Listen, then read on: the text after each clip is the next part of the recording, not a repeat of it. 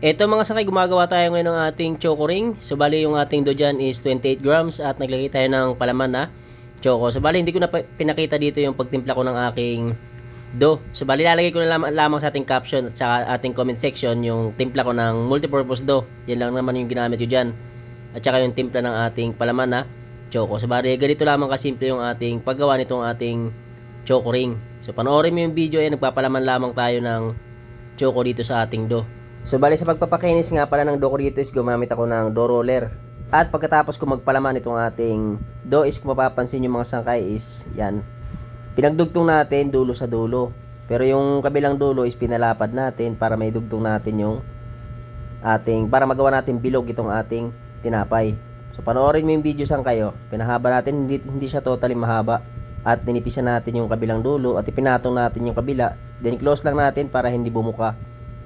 So ganyan lang kasimple yung ating pagporma nitong ating choco ring. So bali sa do naman itong mga sangkays, kung sakaling kayo ay walang makina, maliit lamang or konti lamang ang gagawin nyo, is pwede naman po mano-mano yan. Basta lambutan nyo lamang yung do, mapamamasa nyo lamang ng mano-mano or mapakinis nyo lang ng mano-mano, ay pwede na po yan. So bali pagkatapos natin mapormang bilog itong ating ginagawang choco ring bread, is kailangan natin ng gunting para sa paglagay ng design. Ayan, kung mapapansin nyo, ginuntingan natin yung gilid, paikot dapat yan mga sangkay, yung paggunting natin yan.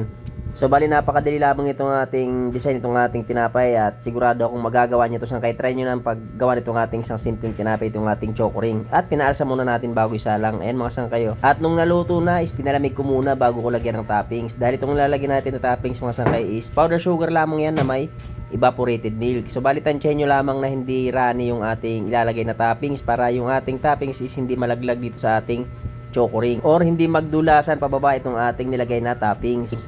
Pahiran nyo lamang paikot kagaya ng nakikita nyo sa video. Ganyan lamang kasimple yung ating paglagay ng toppings. At kapag nalagyan nyo na ng toppings na icing na yan, is lagyan nyo kaagad ng dekorasyon kung meron man kayong ilalagay. Ito naglagay ako dito ng chocolate chip. So bali dapat mabasa pa yung ating toppings na nilagay dyan or icing para dumikit yung ating nilagay na pang dekorasyon. Kasi kung tuyo na yan at lalagyan mo is hindi na po didikit dyan yung ating ilalagay na pampaganda or dekorasyon dahil maglalaglagan po yan kapag tuyo na.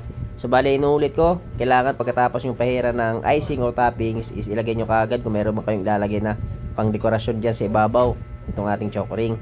So ayun sangkay, kung sakaling nagustuhan mo itong ating video ay pakilike at share itong ating video bilang suporta na lamang po.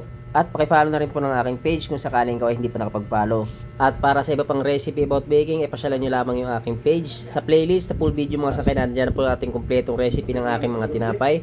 At kung gusto mo naman, pasyalan mo yung aking YouTube channel, Marchel TV din po. Ito na yung ating finished product ng ating choco ring. Pwede nang i-display. Thank you for watching.